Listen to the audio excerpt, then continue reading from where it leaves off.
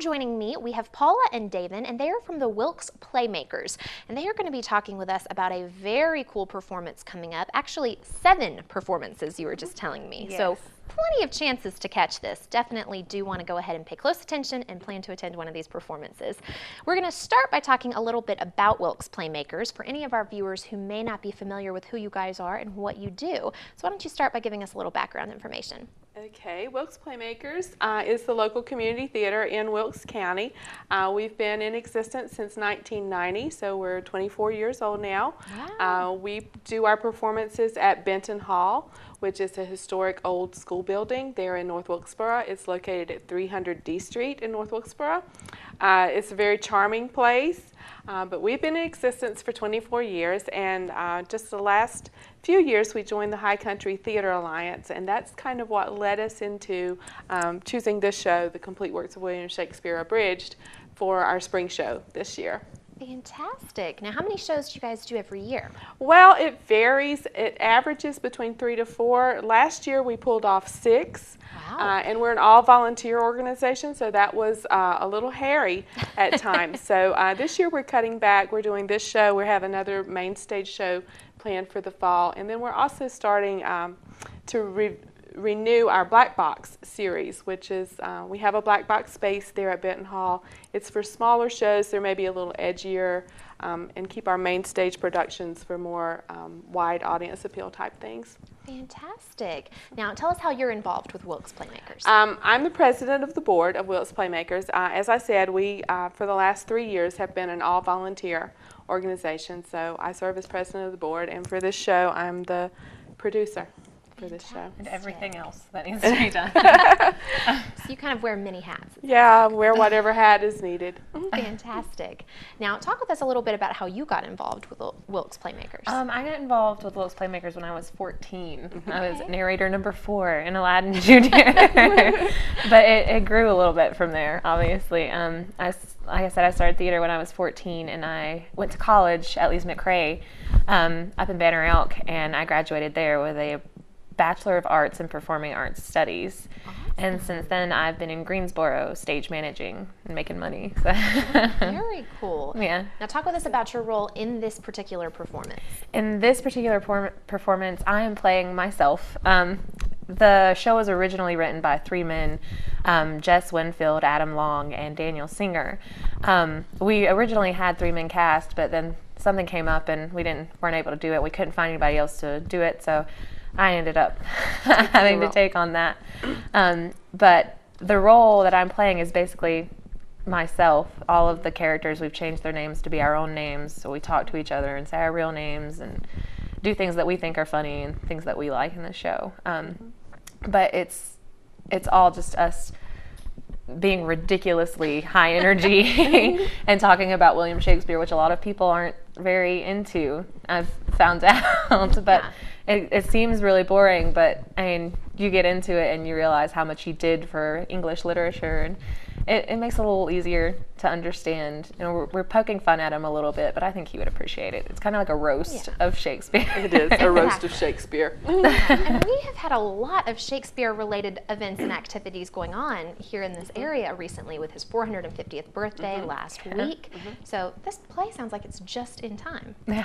We participated last week as part of the High Country Theater Alliance's celebration of Shakespeare. I think that's why a lot of regional theaters have bought into it and are participating. But we participated in the Bard's Big Birthday Bash. It was so much Mall, fun. And they had a ball, and people seemed to enjoy it. There was lots of laughter. Absolutely.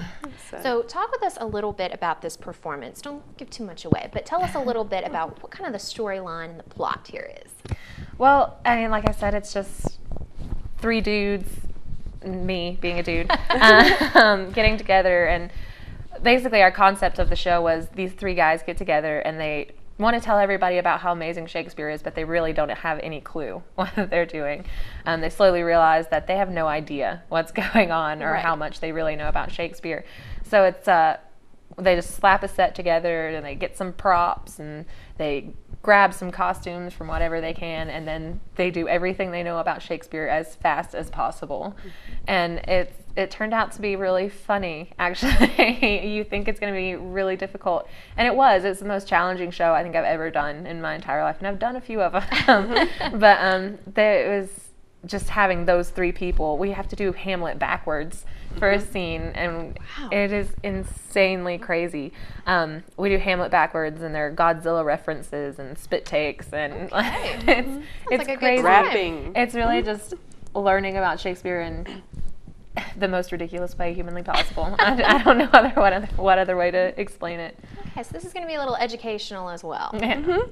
A little. Sounds great. I think you don't have to like Shakespeare to like this show, but I think for people who do love Shakespeare, they'll really appreciate it even more, the humor in it. Absolutely. I'd like to tell everybody it's not just for people who like Shakespeare, it's for anybody who's ever heard of Shakespeare, which should be everyone. I mean, I hope. Yeah, definitely, especially after last week and all of that. So you don't have to have a whole lot of knowledge about Shakespeare to really enjoy this production. It sounds Right. like.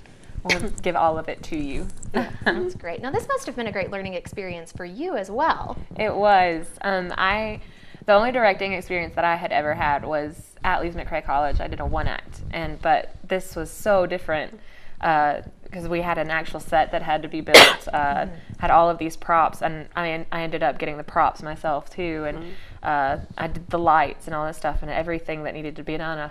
I was there and I had to do it. It wasn't just a basic general setup that we had to use for a bunch of different shows. So it was very different from anything that I've ever had to do before, and it was very challenging, and I was very tired for a lot of I it. imagine so. Yeah, it was very difficult, but we got it. I'm very proud of the cast and how much they've grown. I know it was a learning experience for me. I hope it was just as big of one for them.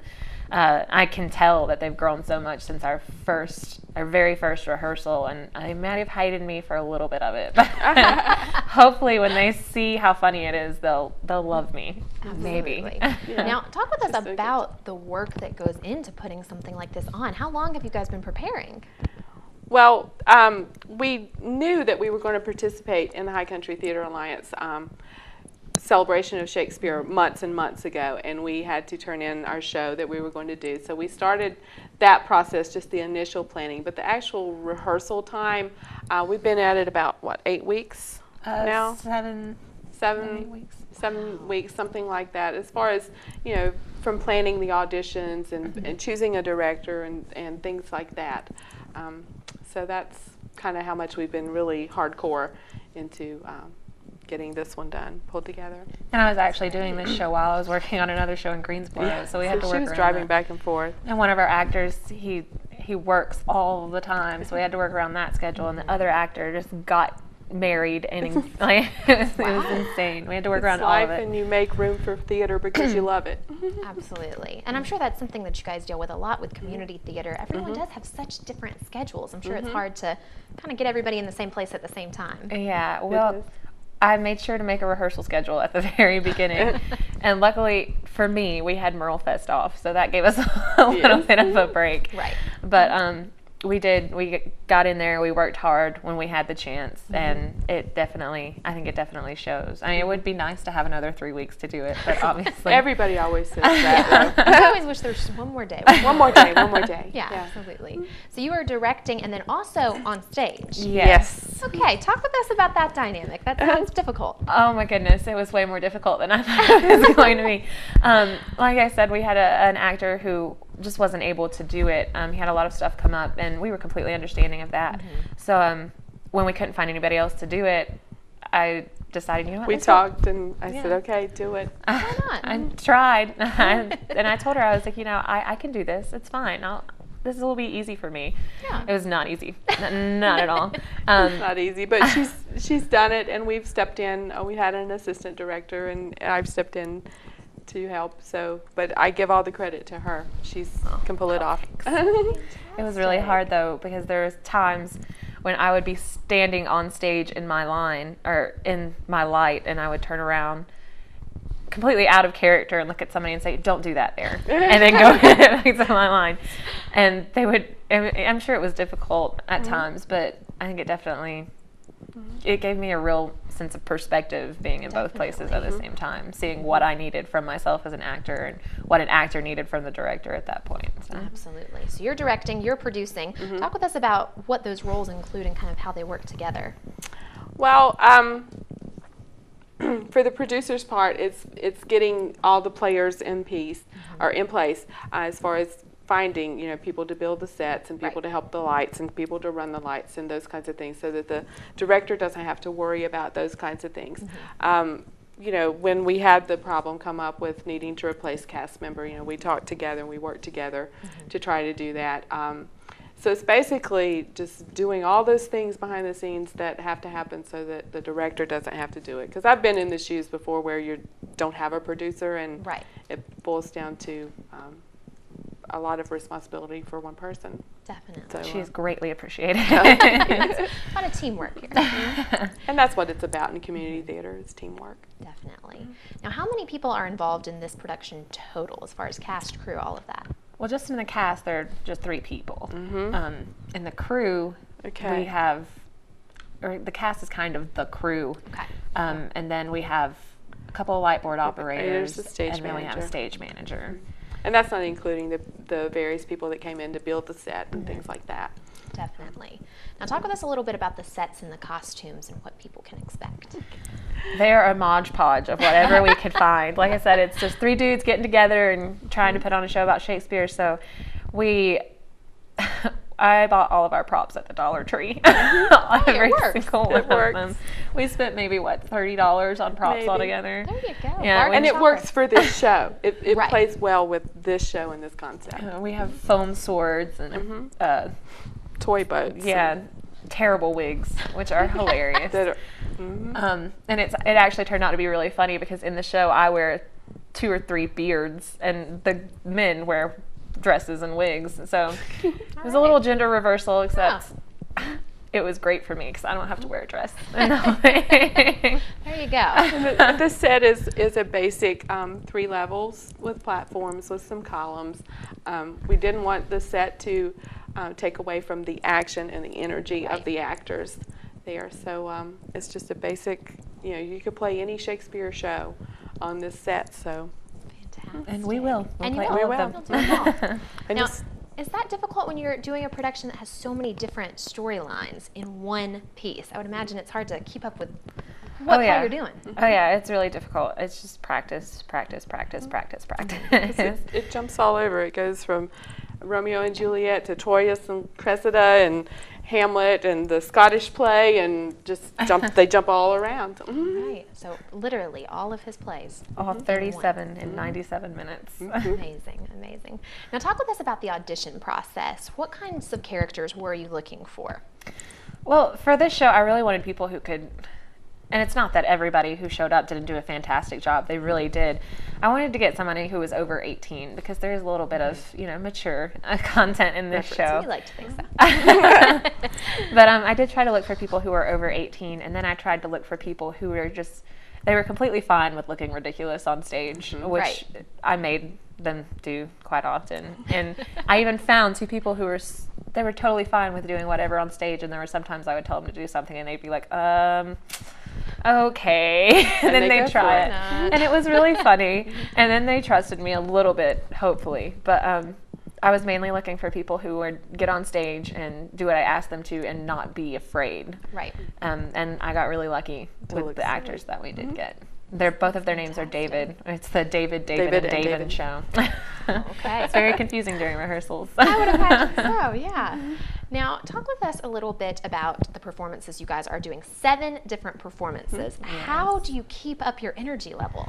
Well, I really don't know. I have no idea. Actors just do it. They just do it. Well, we do. I really don't know how to tell you.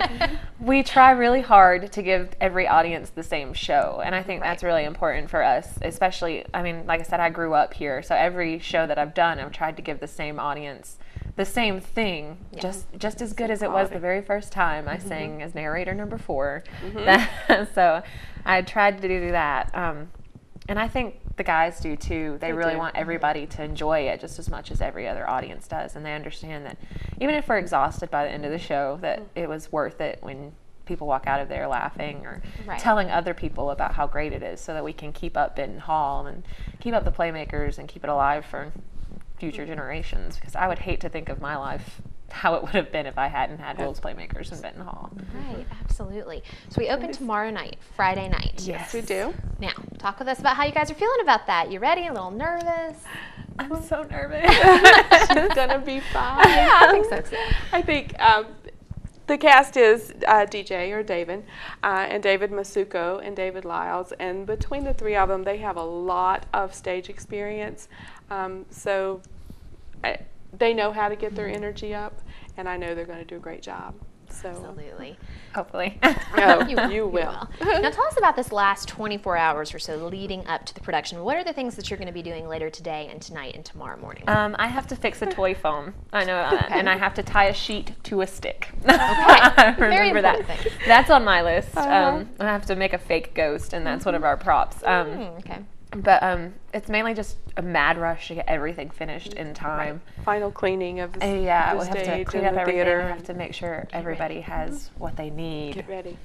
Everybody's comfortable, and the hardest part in this show is making sure that the props are set where they need to be, because we grab them and come on and go off. And props Right. are essential in this one, and they have to get them quickly. Okay, so a lot of fast moving around. Yeah. Now let's talk about tickets, because I know that everyone wants to come and see this production. So how do people get tickets? Okay, I'll talk about that. We do have tickets available on our website, which is www.wilkesplaymakers.com. Our ticket prices range from $5 for military, $8 for students and seniors, and $10 for adults. We do have group rates available if people request a group rate.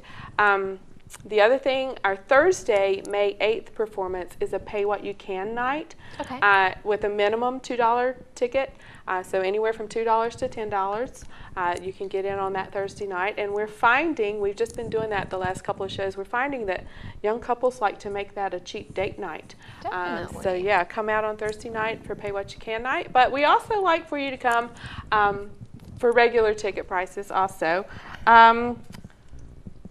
In addition to being online, tickets will be available at our box office 1 hour prior to each performance. Awesome. And you can get more information by going to our website, or we also have a Facebook page that we would like for people to like us on Facebook. I think that's it. The show dates are, we open this Friday, May 2nd, and then Saturday night, those performances are at 7:30. Okay. Then a Sunday matinee at 2 o'clock. And then for the next week, May 8th, 9th and 10th, Thursday, Friday, and Saturday at 7:30, and then this final Sunday performance on the 11th at 2 o'clock. Gosh, it makes me tired just hearing that. All of I'll those just wait until you see the show. Yeah, you won't be tired. It sounds fantastic. And so people can get tickets at the door. Yes. Okay. Yes. Perfect. Now, what is the main thing that you are hoping people will take away when they leave this performance? How do you want them to feel?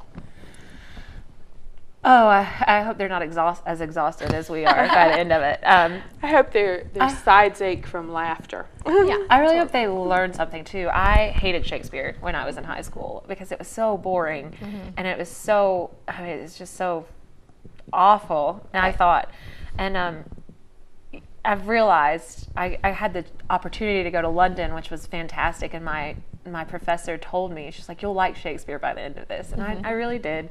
You learn about him, and you learn about how progressive he was for his time, and how a lot of his comedies were just a slap in the face to some people. He was very gutsy with what he did. And sometimes it's okay to poke at people who are, they were very influential, but sometimes they were just ridiculous. There's no sense in some of the things that Shakespeare did. Like the 16 comedies that are all basically the same thing.